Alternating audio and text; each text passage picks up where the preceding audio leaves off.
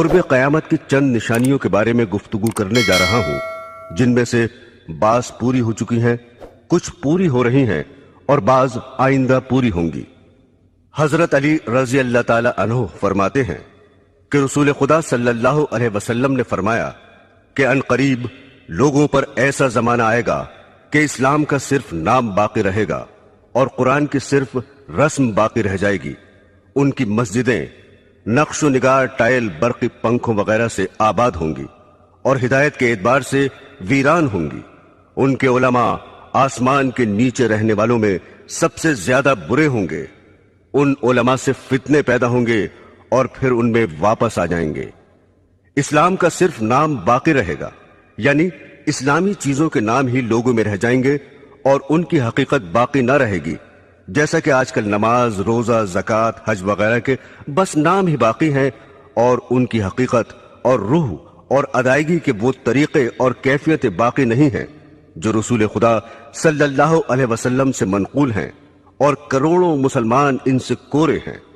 قرآن شریف صرف رسمن ہی پڑھا جاتا ہے، اس کے الفاظ اور خوش الہانی کا تو خیال ہے، مگر اس کے معنی پر غور کرنا اور اس کی منع کی ہوئی چیزوں سے بچنا تو مسلمان کے تصور میں بھی نہیں رہا۔ مسجدیں زیب و زینت سے خوب آراستہ ہیں، دلکش فرش، قیمتی غالیچے، دیدہ زیب فانوس، عمدہ عمدہ ہنڈے اور آرام و راحت کی چیزیں مسجدوں میں موجود ہیں، مگر ہدایت سے خالی ہیں۔ مسجدوں میں دنیا کی باتیں، تانے، غیبتیں بے دھڑک ہوتی ہیں، اور امام و مؤذن تو مسجدوں کو گھر ہی سمجھتے ہیں۔ علماء کے بارے میں جو یہ ارشاد فرمایا کہ علماء سے فتنہ نکلے گا اور ان میں واپس آ جائے گا، اس کا مطلب یہ ہے کہ علماء بگڑ جائیں گے اور رشد و ہدایت کی راہ چھوڑ دیں گے تو عالم میں فساد ہوگا، اور پھر اس کی زد میں علماء بھی آ جائیں گے۔ اور یہ بھی مطلب ہو سکتا ہے کہ علماء دنیا داروں اور ظالموں کی مدد کریں گے اور پیسے اینٹھنے کے لیے دنیا کی مرضی کے موافق مسئلے بتائیں گے، اور پھر دنیا دار ہی ان کا مزاج ٹھکانے لگا دیں گے۔ کہ رسول اللہ صلی اللہ علیہ وسلم نے ارشاد فرمایا کہ قیامت کی نشانیوں میں ایک یہ بھی ہے کہ لوگ مسجدیں بنا کر فخر کریں گے۔ آج کل یہی حال ہے، اور بقول حضرت ابن عباس رضی اللہ تعالی عنہ، تم ضرور مسجدوں کو یہود و نصار کی طرح سجاؤ گے۔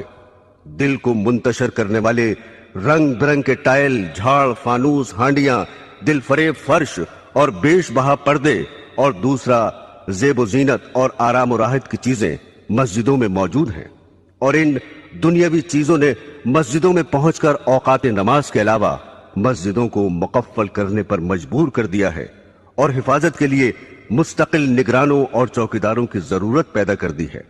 مسجدیں ان دنیاوی چیزوں سے آباد ہیں اور نمازیوں سے خالی ہیں۔ جو نمازی ہیں وہ مسجدوں میں دنیا کی باتوں میں مشغول رہتے ہیں۔ مسجدوں میں نہ تعلیمی حلقے ہیں، نہ دینی مشورے ہیں، نہ ذکر و تلاوت سے آباد ہیں۔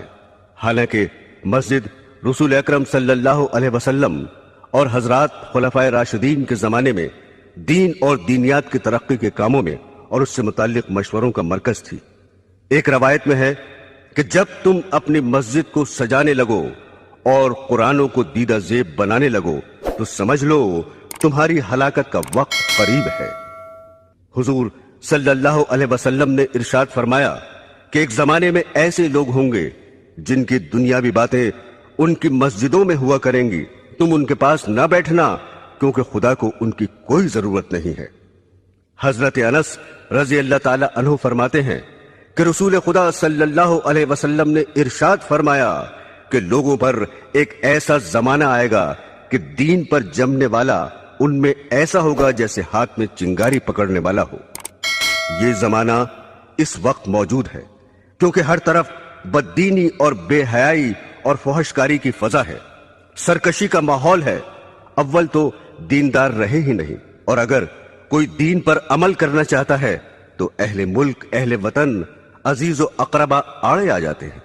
بیوی کہتی ہے کہ تنخواہ میں میرا پورا نہیں پڑتا، دنیا رشوت لے رہی ہے، تم بڑے پرہیزگار بنے ہوئے ہو۔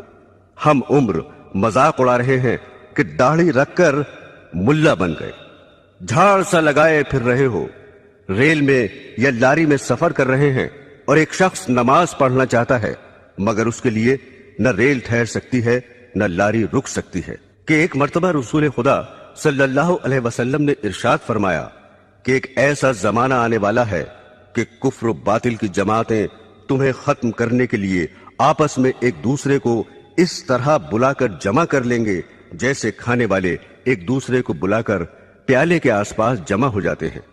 یہ سن کر ایک صاحب نے سوال کیا، کیا ہم اس روز کم ہوں گے؟ آپ نے فرمایا نہیں، بلکہ تم اس روز تعداد میں بہت ہوگے لیکن گھاس کے ان تنکوں کی طرح ہوگے جنہیں پانی کا سیلاب بہا کر لے جاتا ہے۔ پھر ارشاد فرمایا، خدا ضرور ضرور تمہارے دشمنوں کے دل سے تمہارا روب نکال دے گا اور یقیناً وہ تمہارے دلوں میں کاہلی اور سستی ڈال دے گا۔ ایک صاحب نے عرض کیا، سستی کا کیا سبب ہوگا؟ اس پر آپ نے ارشاد فرمایا کہ دنیا یعنی مال و دولت سے محبت کرنے لگو گے اور موت کو مکروہ سمجھو گے۔ برسوں سے یہ پیشن گوئی حرف بحرف صادق ہو رہی ہے اور مسلمان آج اپنی اس حالت زار کو اپنی آنکھوں سے دیکھ رہے ہیں کہ کوئی قوم انہیں نہ عزت و وقت کی نگاہ سے دیکھتی ہے نہ دنیا میں ان کا رہنا گوارا کرتی ہے۔ ایک وہ بھی زمانہ تھا کہ دوسری قومیں اپنے اوپر مسلمانوں کو حکمراں دیکھنا چاہتی تھیں۔ ایک دور یہ ہے کہ غیر مسلم اقوام مسلمان کو اپنی قلم رو میں رکھنا بھی پسند نہیں کرتی۔ تمام دنیا کے مسلمان ایک ہی وقت میں ایک دم ختم ہو جائیں، یہ تو ہرگز کبھی نہیں ہوگا، جیسا کہ پہلے پیشن گوئی گزر چکی ہے۔ البتہ ایسے واقعات گزر چکے ہیں کہ کسی ملک میں جہاں مسلمان خود حکمراں تھے، انقلاب کے بعد وہ وہاں سے جان بچا کر بھی نہ جا سکے۔ اسپین اس کی زندہ اور مشہور مثال ہے۔ مسلمانوں کو آج ذلت و خواری کا منہ کیوں دیکھنا پڑ رہا ہے اور کروڑوں کی تعداد میں ہوتے ہوئے بھی کیوں غیروں کی طرف تک رہے ہیں؟ اس کا جواب خود ہادی عالم صلی اللہ علیہ وسلم کے ارشاد میں موجود ہے کہ دنیا کی محبت اور موت کے خوف کے باعث یہ حال ہو رہا ہے۔ جب مسلمان دنیا کو محبوب نہ سمجھتے تھے اور جنت کے مقابلے میں جو موت کے بغیر نہیں مل سکتی، دنیا کی زندگی ان کی نظروں میں کچھ بھی حقیقت نہ رکھتی تھی، اس لیے وہ موت سے ڈرتے نہ تھے۔ حالانکہ تعداد میں کم تھے لیکن دوسری قوموں پر حکمراں رہے اور اللہ کی راہ میں جہاد کر کے غیروں کے دلوں تک پر حکومت کرنے لگے۔ آج بھی جو ہمارا حال ہے ہم اسے خود بدل سکتے ہیں، بشرطے کہ پچھلے مسلمانوں کی طرح دنیا کو ذلیل اور موت کو عزیز از جان سمجھنے لگے، ورنہ ذلت اور بڑھتی ہی رہے گی۔ خدا صلی اللہ علیہ وسلم نے ارشاد فرمایا کہ قیامت کی نشانیوں میں سے یہ بھی ہے کہ علم اٹھ جائے گا، جہالت بہت بڑھ جائے گی، زنا کی کثرت ہوگی، شراب بہت پی جائے گی، مرد کم ہو جائیں گے، عورتیں اس قدر زیادہ ہو جائیں گی کہ 50 عورتوں کی خبرگیری کے لیے ایک ہی مرد ہوگا۔ اس حدیث میں جو کچھ ارشاد فرمایا ہے اس وقت ہو بہو ہو رہا ہے۔ البتہ عورتوں کی ابھی اتنی زیادتی نہیں ہوئی جتنی اس حدیث میں درج ہے، مگر یورپ کی جنگیں ان قریب ہی اس پیشن گوئی کو سچا کر دکھانے والی ہیں۔ حضرت انس رضی اللہ تعالی عنہ فرماتے ہیں کہ رسول خدا صلی اللہ علیہ وسلم نے ارشاد فرمایا کہ قیامت اس وقت تک قائم نہ ہوگی جب تک کہ وقت جلدی جلدی نہ گزرنے لگے۔ پھر اس کی تشریح فرمائی کہ 1 سال 1 ماہ کے برابر ہوگا اور 1 ماہ 1 ہفتے کے برابر ہوگا اور 1 ہفتہ 1 دن کے برابر ہوگا اور 1 دن 1 گھڑی کے برابر ہوگا اور 1 گھڑی ایسے گزر جائے گی جس طرح آگ کا شعلہ یکا یک بھڑک کر ختم ہو جاتا ہے۔ برادران اسلام، قرب قیامت کی نشانیوں میں سے یہ بھی ہے کہ سود عام ہوگا اور حلال و حرام کا خیال نہ کیا جائے گا۔ حضرت ابو ہریرہ رضی اللہ تعالی عنہ فرماتے ہیں کہ رسول خدا صلی اللہ علیہ وسلم نے ارشاد فرمایا کہ لوگوں پر ایک ایسا زمانہ آئے گا کہ انسان یہ پرواہ نہ کرے گا کہ اس نے حلال حاصل کیا یا حرام لیا۔ بعض لوگ کہہ دیتے ہیں آج کل حلال تو ملتا ہی نہیں، لیکن یہ سمجھنا کہ حلال آج کل ملتا ہی نہیں نفس کا دھوکہ ہے، چونکہ حلال کا دھیان رکھنے کی وجہ سے انسان قیود و حدود میں بندھ جاتا ہے، اور بقول حضرت سفیان ثوری رحمت اللہ علیہ حلال میں فضول خرچی کی گنجائش نہیں ہوتی اور عیش و مستی کی زندگی گزارنے کا موقع نہیں ملتا. اس لیے نفس یہ تعویل سمجھاتا ہے کہ آج کل حلال تو ملتا ہی نہیں، لہذا حرام حلال کا خیال فضول ہے. لیکن جن بندوں کے دل میں خدا کا خوف ہے اور جنہوں نے سرور عالم صلی اللہ علیہ وسلم کا فرمان کہ جنت میں وہ گوشت داخل نہ ہوگا جو حرام سے بڑھا ہو، جو گوشت حرام سے بڑھا ہو دوزخ اس کی زیادہ مستحق ہوگی. اگرچہ حلال ان کو زیادہ نہیں ملتا اور حلال طلب کرنے والوں کی بسا اوقات دنیاوی ضرورتیں بھی رکی رہتی ہیں، لیکن آخرت کے بے پناہ عذاب سے بچنے کے لیے دنیا کی جلدی ختم ہو جانے والی تکلیفوں کا برداشت کرنا ہر عقل مند کے لیے ضروری اور لازمی ہے. یہاں یہ بات بھی قابل غور ہے کہ حلال ملنے کی دقت بھی تو خود ہماری ہی پیدا کرتا ہے. اگر تقویٰ اور پرہیزگاری کی طرف لوگوں کا رخ ہو جائے اور سب حلال کمانے کی فکر کریں تو جو مشکلات آج پیدا ہو رہی ہیں وہ کسب حال میں ہرگز پیش نہ آئیں.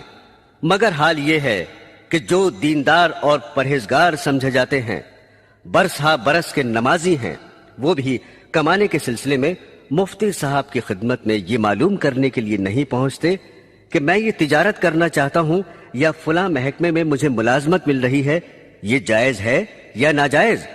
حالانکہ شریعت میں ہر محکمے اور ہر معاملے کے احکام موجود ہیں. حضرت موسیٰ علیہ السلام کی شریعت کے ساتھ یہود کا یہی معاملہ تھا کہ بعض پر عمل کرتے اور بعض کو پس پشت ڈال رکھا تھا.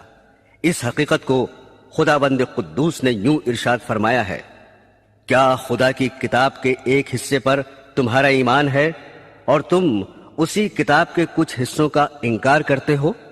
رسول اللہ صلی اللہ علیہ وسلم نے ارشاد فرمایا کہ لوگوں پر ضرور ایک ایسا دور آئے گا کہ کوئی شخص ایسا باقی نہ رہے جو سود کھانے والا نہ ہو، اور اگر سود بھی نہ کھائے گا تو اسے سود کا دھواں اور بعض روایات میں غبار پہنچ جائے گا. یہ پیشن گوئی بھی اس وقت صادق آ رہی ہے. بینکوں سے تعلق رکھنے والوں اور بینک کے ذریعے کاروبار چلانے والوں کو اور پھر ان سے شرکت یا ملازمت کے ذریعے روپیہ حاصل کرنے والوں کو شمار کر لو، پھر دیکھو کہ سود سے یا اس کے اثر سے کون بچ رہا ہے. برادران اسلام، حضرت ابو ہریرہ رضی اللہ تعالی عنہ فرماتے ہیں کہ رسول خدا صلی اللہ علیہ وسلم نے خدا کی قسم کھا کر ارشاد فرمایا کہ اس وقت تک دنیا ختم نہ ہوگی جب تک لوگوں پر ایسا دن نہ آ جائے گا کہ قاتل کو یہ علم نہ ہوگا کہ میں نے کیوں قتل کیا، اور مقتول یہ نہ جانے گا کہ میں کیوں قتل ہوا. کسی نے عرض کیا ایسا کیوں ہوگا؟ ارشاد فرمایا فتنوں کی وجہ سے قتل بہت ہی زیادہ ہوگا. پھر ارشاد فرمایا ان فتنوں میں قتل کرنے والا اور قتل ہونے والا دونوں جہنم میں داخل ہوں گے.